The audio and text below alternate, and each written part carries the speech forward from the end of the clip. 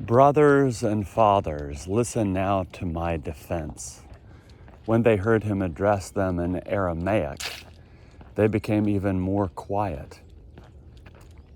Paul continued, I'm a Jew, born in Tarsus in Cilicia, but raised in this city.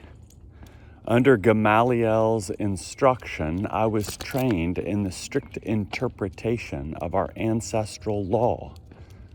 I am passionately loyal to God, just like you who are gathered here today. I harassed those who followed this way to their death, arresting and delivering both men and women into prison. The high priest and the whole Jerusalem council can testify about me. I received letters from them addressed to our associates in Damascus, then went there to bring those who were arrested to Jerusalem so they could be punished. During that journey, about noon, as I approached Damascus, suddenly a bright light from heaven encircled me. I fell to the ground and heard a voice asking me, Saul, Saul, why are you harassing me? I asked, who are you, Lord?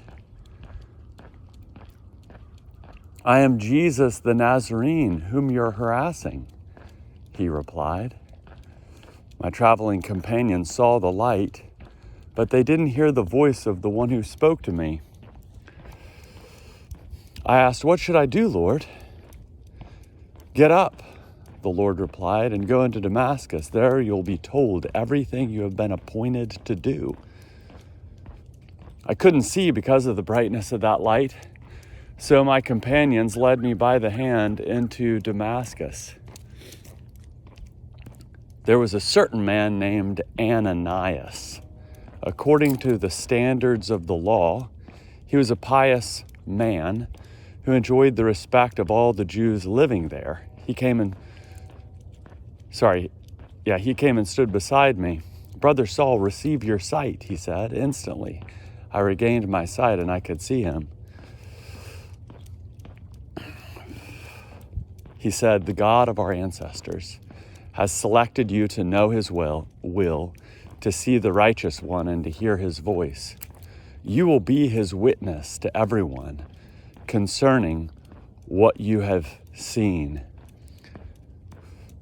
Get up. What are you waiting for?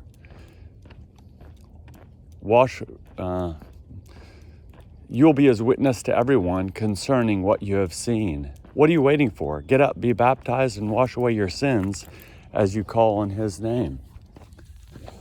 When I returned to Jerusalem and was praying in the temple,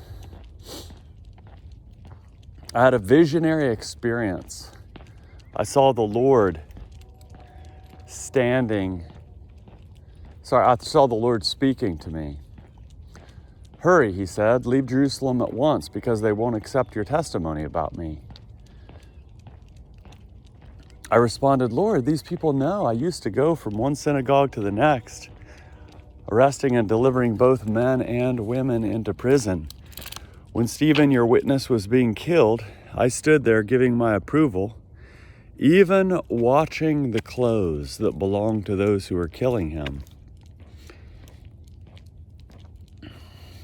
Then the Lord said to me, go, I will send you far away to the Gentiles.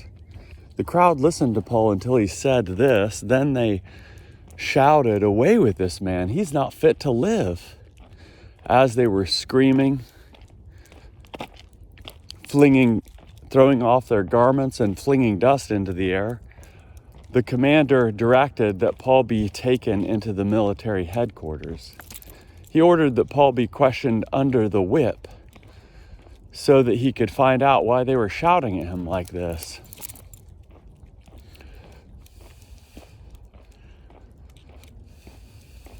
As they were stretching him out and tying him down with straps, Paul asked the centurion standing there, can you legally whip a Roman citizen who hasn't been found guilty in court?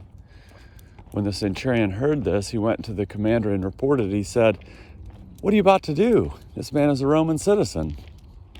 And the commander went to Paul and demanded, "Tell me, are you a Roman citizen?" He said, "Yes."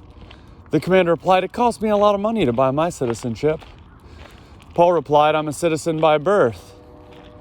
At once those who were about to examine him stepped away.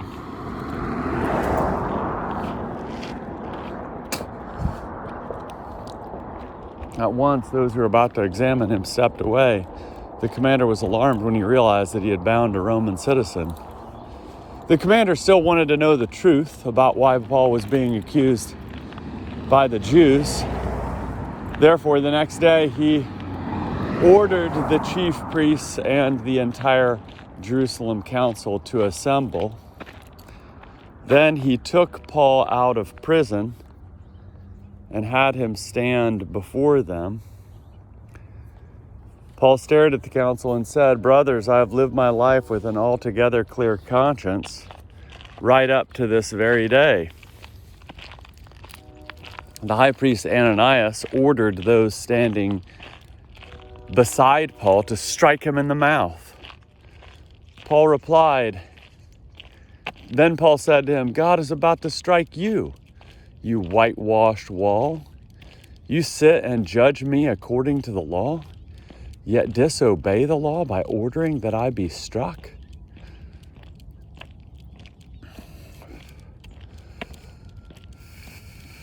Those standing near him asked, "You dare to insult God's high priest?" Paul replied, "Brothers, I wasn't aware that he was the high priest. It is written, 'You will not speak evil about a ruler of your people.'" Knowing that some of them were Sadducees and the others Pharisees, Paul exclaimed in the council, "Brothers, I'm a Pharisee and a descendant of Pharisees. I am on trial because of my hope in the resurrection of the dead." These words aroused a dispute between the Pharisees and the Sadducees, and the assembly was divided.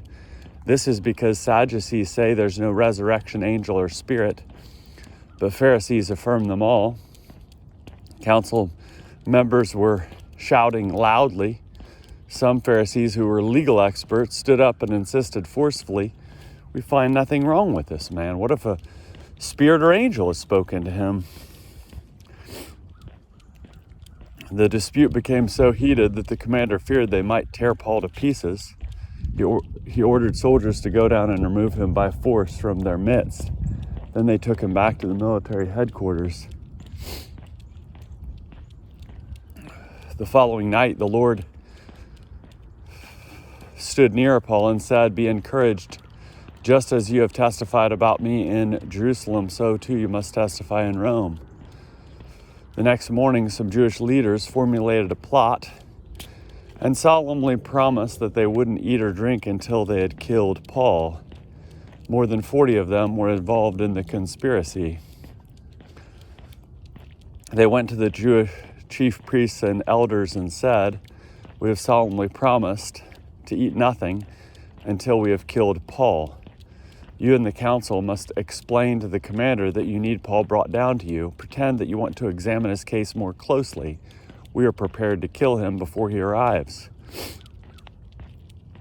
Paul's sister had a son who heard about the ambush, and he came to the military headquarters and reported it to Paul.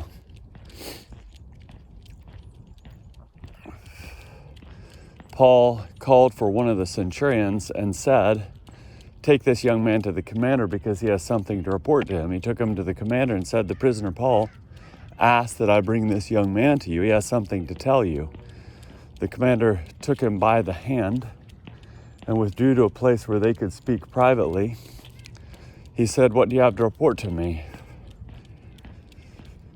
He replied, "The Jewish leaders have conspired to ask that you bring Paul to their council tomorrow. They will pretend that they want to investigate his case more closely. Don't fall for it. More than 40 of them are waiting to ambush him. They have solemnly promised not to eat or drink until they have killed him. They are ready now, awaiting your consent." The commander dismissed the young man, ordering him, "Don't tell anyone that you brought this to my attention." The commander called 2 centurions and said, "Prepare 200 soldiers, 70 horsemen, and 200 spearmen to leave for Caesarea at 9 o'clock tonight. Have horses ready for Paul to ride so they may take him safely to Governor Felix. He wrote the following letter. Claudius Lysias, to the most honorable Governor Felix, greetings. This man was seized by the Jews and was almost killed by them.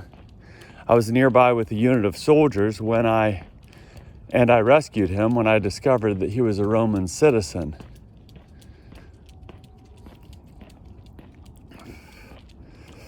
I wanted to know why they were accusing him, so I brought him to their council. I discovered that they were accusing him about questions related to their law. When I was informed of a conspiracy against his life, I sent him to you at once and ordered his accusers to bring their case against him before you.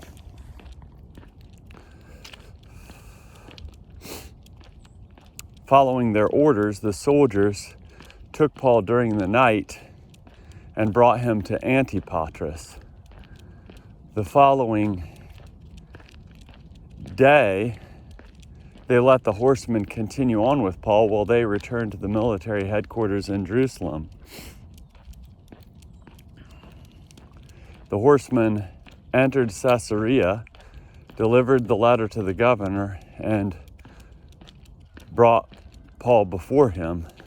After he read the letter, he asked Paul about his home province. When he learned that he was from Cilicia, the governor said, I will hear your case when your accusers arrive.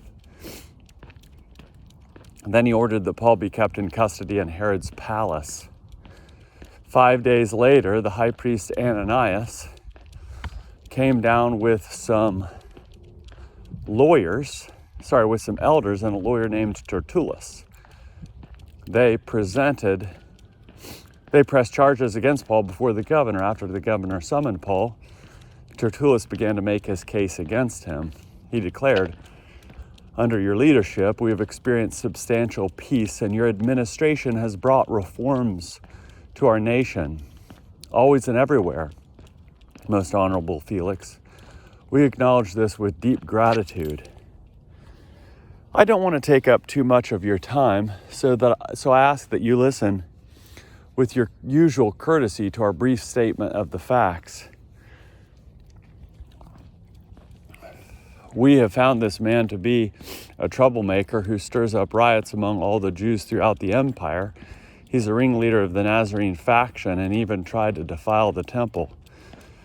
That's when we arrested him. By examining him yourself, you'll be able to verify the allegations we're bringing against him. The Jews reinforced the action against Paul, affirming the truth of these accusations. The governor nodded at Paul, giving him permission to speak. He responded, I know that you have been judge over this nation for many years, so I gladly offer my own defense. You can verify that I went up to worship in Jerusalem no more than 12 days ago. They didn't find me arguing with anyone in the temple or stirring up a crowd, whether in Jerusalem, whether in the synagogue or anywhere else in the city. Nor can they prove to you the allegations they are now bringing against me. I do admit this to you, that I am a follower of the way, which they call a faction. Accordingly, I worship the God of our ancestors and believe everything set out in the law and written in the prophets. The hope I have in God I share with my accusers, that there will be a resurrection of both the righteous and the unrighteous. On account of this, I've committed myself to maintaining a clear conscience before God and with all people. After an absence of several years, I went up to Jerusalem to bring gifts for the poor of my nation and to offer sacrifices. When they found me in the temple, I was ritually pure. There was no crowd and no disturbance. But there were some Jews from the province of Asia, so they should be here now, making their accusations, if indeed they have anything against me. In their absence, have these people who are here declare what crime they found when I stood before the Jerusalem council. Perhaps it concerns this one statement that I blurted out when I was with them. I'm on trial before you today because of the resurrection of the dead. Felix, who had an accurate understanding of the way, adjourned the meeting. He said, when Lysias the commander arrives, I will decide this case. He arranged for a centurion to guard Paul. He was to give Paul some freedom, and his friends were not to be hindered. Felix, who had an accurate understanding of the way, adjourned the meeting. He said, when Lysias the commander arrives, I will decide this case. He arranged for a centurion to guard Paul. He was to give Paul some freedom, and his friends were not to be hindered in their efforts to provide for him. After several days, Felix came with his wife Drusilla, who was Jewish, and summoned Paul. He listened to him talk about faith in Christ Jesus. When he spoke about upright behavior, self-control, and the coming judgment, Felix became fearful and said, go away for now. When I have time, I'll send for you. At the same time, he was hoping that Paul would offer him some money, so he often sent for him and talked with him. When 2 years had passed, Felix was succeeded by Porcius Festus. Since Felix wanted to grant a favor to the Jews, he left Paul in prison. 3 days after arriving in the province, Festus went up to Jerusalem from Caesarea.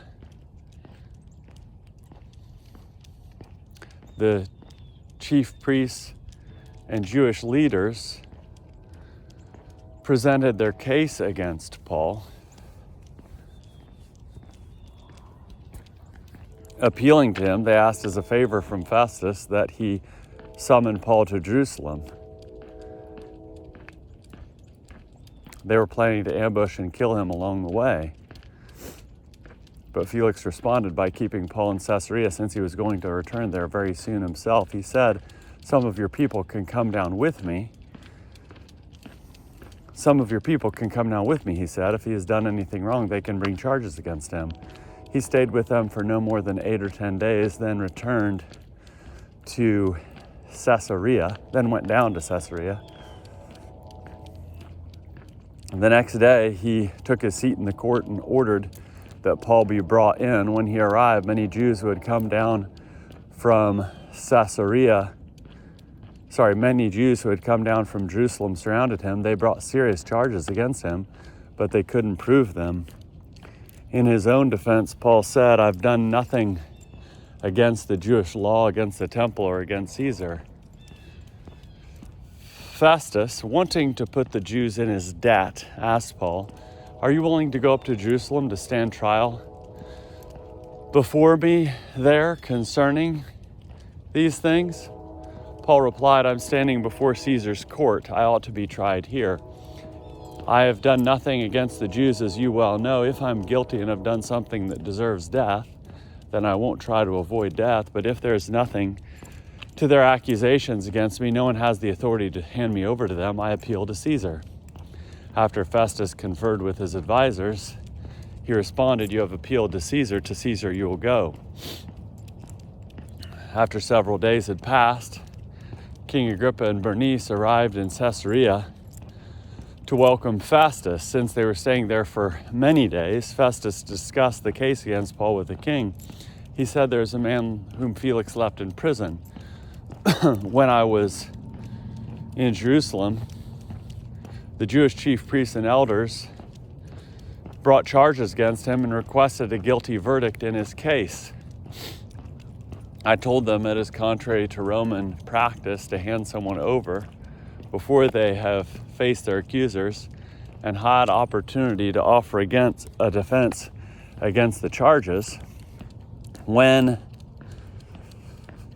they came here, I didn't put them off. The very next day, I took my seat in the court and ordered that the man be brought in. When the accusers took the floor, they didn't charge him with any of the crimes I had expected. Instead, they quibbled with him about their own religion and about some dead man named Jesus who Paul claimed was alive. Since I had no idea how to investigate these matters, I asked if he would be willing to go up to Jerusalem to stand trial there on these issues. However, Paul appealed that he be held in custody pending a decision from His Majesty the Emperor. So I ordered that he be held until I could send him to Caesar.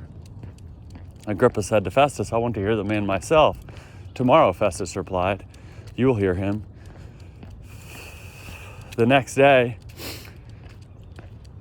Agrippa and Bernice came with great fanfare. They entered the auditorium with the military commanders and the city's most prominent men.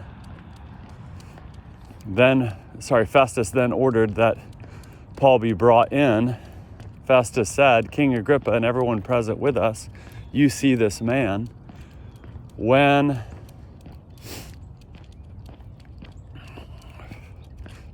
see this man, the entire Jewish community, both here and in Jerusalem, has appealed to me concerning him. They've been calling for his immediate death.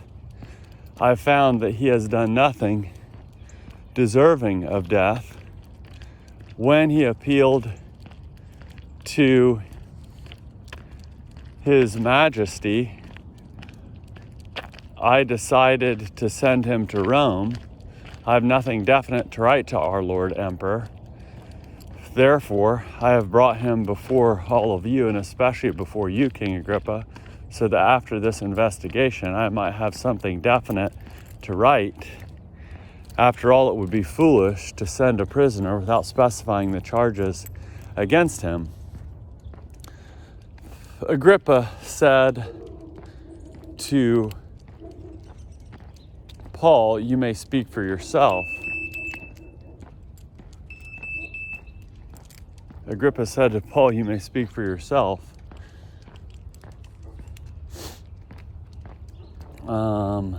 That's a funny alarm.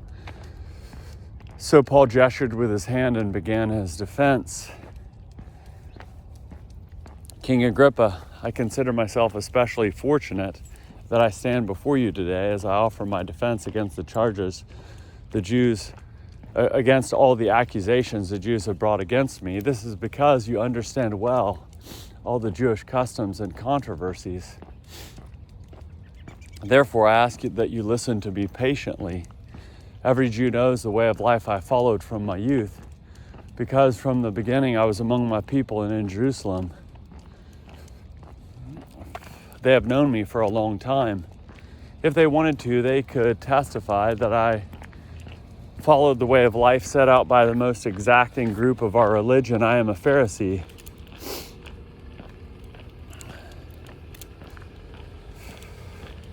Today I am standing trial because of the hope in the promise God gave our ancestors. This is the promise our 12 tribes hope to receive as they earnestly worship day and night. The Jews are accusing me, King Agrippa, because of this hope. Why is it inconceivable to you that God raises the dead? I really thought that I ought to oppose the name of Jesus Christ the Nazarene in every way possible, and that's exactly what I did. I locked up many of God's holy people in prison under the authority of the chief priests. When they were condemned to death, I voted against them in one synagogue after another. Indeed, in all the synagogues, I would often torture them, compelling them to slander God. My rage bordered on the hysterical as I pursued them, even to foreign cities. On one such journey, as I was going to Damascus with the full authority of the chief priests, while on the road at midday, King Agrippa, I saw a light from heaven shining around me and my traveling companions. That light was brighter than the sun. We all fell to the ground, and I heard a voice that said to me in Aramaic, "Saul, Saul, why are you harassing me? It's hard for you to kick against a spear." Then I said, "Who are you, Lord?" The Lord replied, I am Jesus. The Lord replied, "I am Jesus, whom you're harassing. Get up, stand on your feet. I have appeared to you for this purpose, to appoint you as my servant and witness of what you have seen and what I will show you. I will rescue you from your own people and from the Gentiles. I am sending you to open your eye. I am sending you to open their eyes. Then they can turn from darkness to light and from the power of Satan to God and receive forgiveness of sins and a place among all those who are made holy by faith in me. So, King Agrippa, I wasn't disobedient to that heavenly vision. Instead, I proclaimed first to those in Damascus and Jerusalem, then to the entire region of Judea and to the Gentiles. My message was that they should change their hearts and lives and turn to God, and that they should demonstrate this change in their behavior. Because of this, some Jews seized me in the temple and tried to murder me. God has helped me right up to this very day. Today I stand here and bear witness to the lowly and the great. I'm saying nothing more than what the prophets and Moses declared would happen, that the Christ would suffer and that as the first to rise from the dead, he would proclaim light both to my people and to the Gentiles. At this point in Paul's defense, Festus declared with a loud voice, "You've lost your mind, Paul. Too much learning is driving you mad." But Paul replied, "I'm not mad, most honorable Festus. I'm speaking what is sound and true. King Agrippa knows about these things, and I've been speaking openly to him. I'm certain that none of these things have escaped his attention. This didn't happen secretly or in some out-of-the-way place. King Agrippa, do you believe the prophets? I know you do." Agrippa said to Paul, "Are you trying to convince me that in such a short time you've made me a Christian?" Paul replied, "Whether it is a short or a long time, I pray to God that not only you, but also all who are listening to me today will become like me except for these chains." The king stood up, as did the governor, Bernice, and those sitting with them. As they left, they were saying to each other,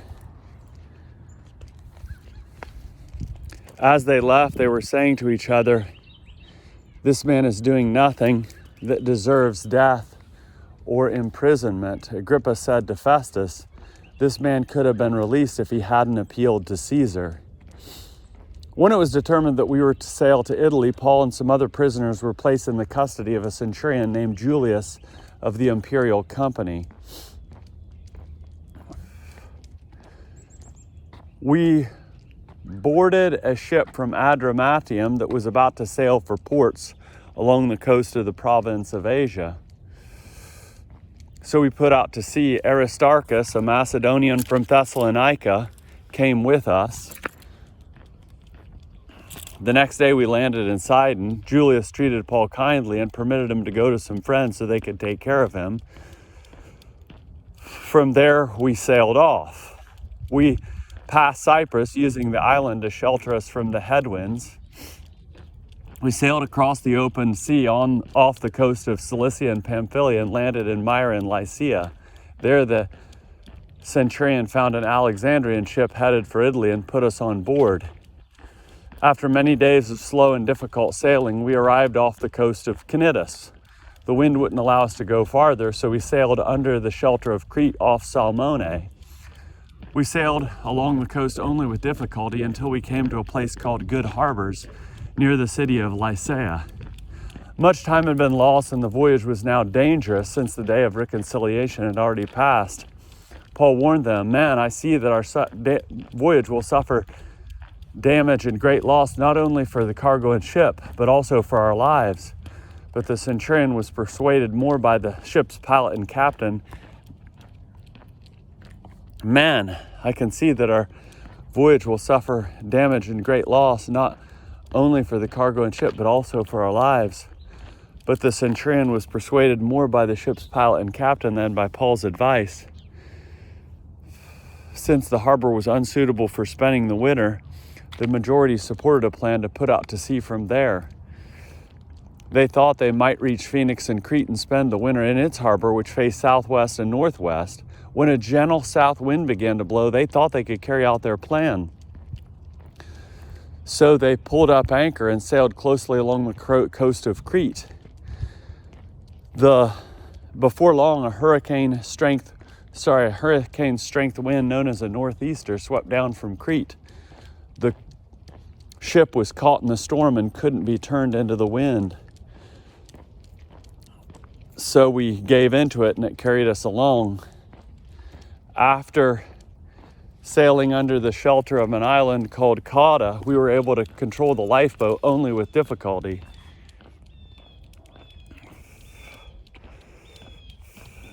They brought the lifeboat aboard, then began to wrap the ship with cables to hold it together. Fearing they might run aground on the sandbars of the Gulf of Syrtis, they lowered the anchor and let the ship be carried along. We were so battered by the violent storm that the next day men began throwing cargo overboard. On the third day, they picked up the ship's gear and hurled it into the sea. When neither the sun nor the moon appeared for many days, and the raging storm continued to pound us, all hope of our being saved from this peril faded. For a long time, no one had eaten. Paul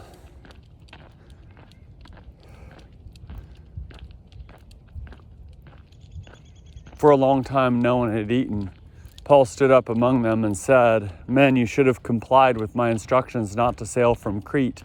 Then we would have avoided this damage and loss. Now I urge you to be encouraged. Not one of your lives will be lost, though we will lose the ship.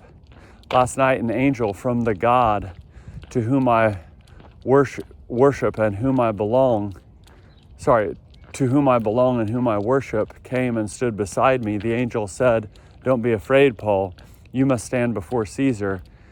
Indeed, God has graciously given you everyone sailing with you. Be encouraged, man. I have faith in God that it will be exactly as he told me. However, we must run aground on some island.' On the 14th night, we were being carried across the Adriatic Sea. Around midnight, the sailors began to suspect that land was near.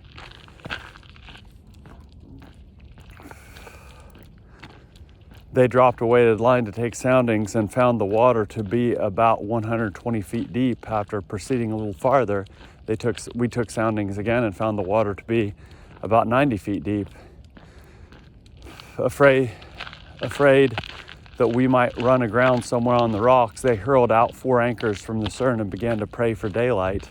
The sailors tried to abandon the ship by lowering the lifeboat into the sea, pretending they were going to lower anchors from the bow. Paul told the centurion and his soldiers, "Unless they stay in the ship, you can't be saved from peril." The soldiers then cut the ropes to the lifeboat and let it drift away. For a long time, no one had eaten. Just before daybreak, Paul urged everyone to eat. He said, "This is the 14th day you've lived in suspense and you've not had even a bite to eat. I urge you to take some food. Your health depends on it."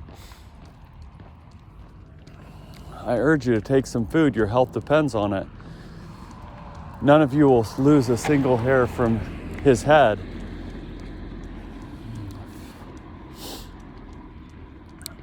After he said this, he took bread, gave thanks to God in front of them all, then broke it and began to eat. Everyone was encouraged and took some food. In all, there were 276 of us on the ship. When they had eaten as much as they wanted, they lightened the ship by throwing their grain into the sea. Just in the morning light, they saw a bay with a sandy beach. They didn't know what land it was, but they thought they might possibly be able to run the ship aground.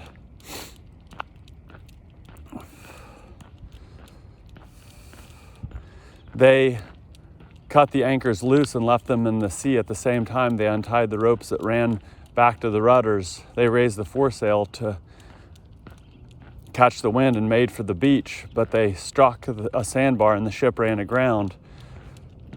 The bow was stuck and wouldn't move, and the stern was broken into pieces by force of the waves, the soldiers decided to kill the prisoners to keep them from swimming to shore and escaping.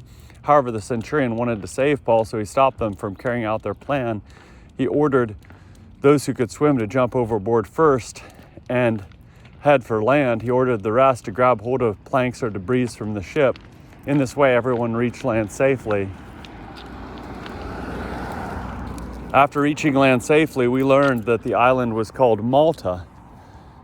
The islanders showed us extraordinary kindness. Because it was rainy and cold, they built a fire and welcomed all of us.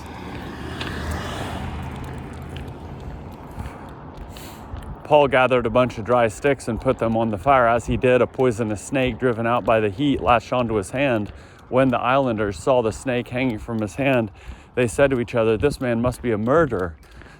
He was rescued from the sea, but the goddess Justice hasn't let him live."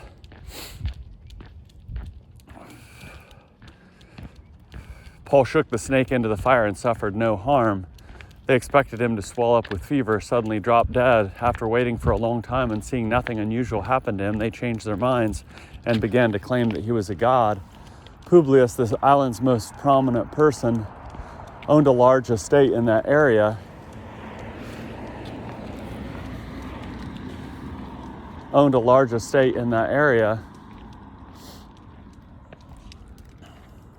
Publius, the island's most prominent person, owned a large estate in that area.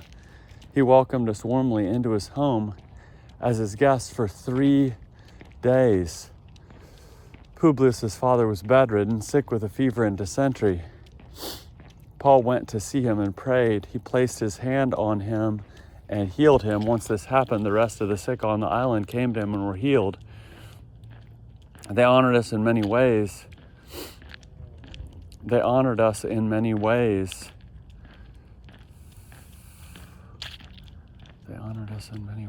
When we were getting ready to sail again, they supplied us with what we needed. After 3 months, we put out to sea in a ship that had spent the winter at the island. It was an Alexandrian ship with carvings of the twin gods Castor and Pollux as its figurehead.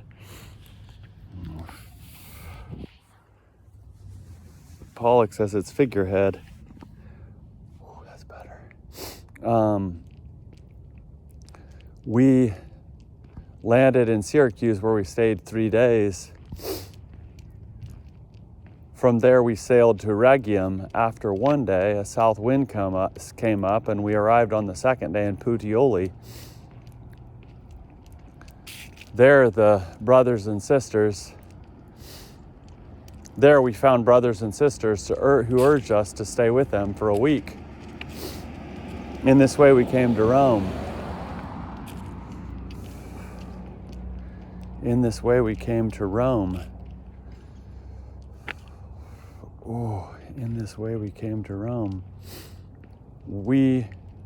When the brothers and sisters there found out about us, they came as far as the Forum of Appius and the 3 taverns to meet us.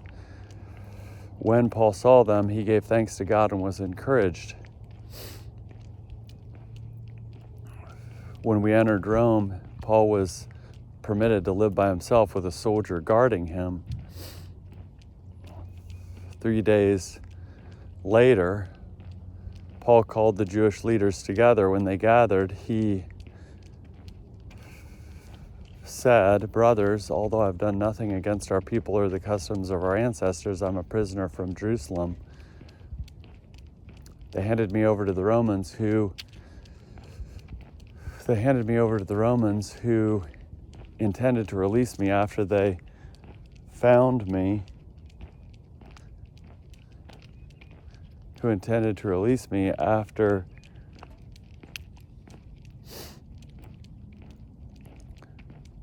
They examined me because they couldn't find any reason for putting me to death. When the Jews objected, I was forced to appeal to Caesar. Don't think I appealed to Caesar because I had any reason to bring charges against my people. This is why I asked to see you and speak with you. It's because of the hope of Israel that I'm bound with this chain." They responded, "We haven't received any letters about you from Judea, nor have any of our brothers come and reported or said anything bad about you, but we think it's important to hear what you think. for we know that people everywhere are speaking against this faction. On the day scheduled for this purpose, many people came to the place where he was staying from morning until evening. He explained and testified concerning God's kingdom and tried to convince them about Jesus through appealing to the law of Moses and the prophets. Some were persuaded by what he said, but others refused to believe. They disagreed with each other and were starting to leave when Paul made one more statement. The Holy Spirit spoke correctly to your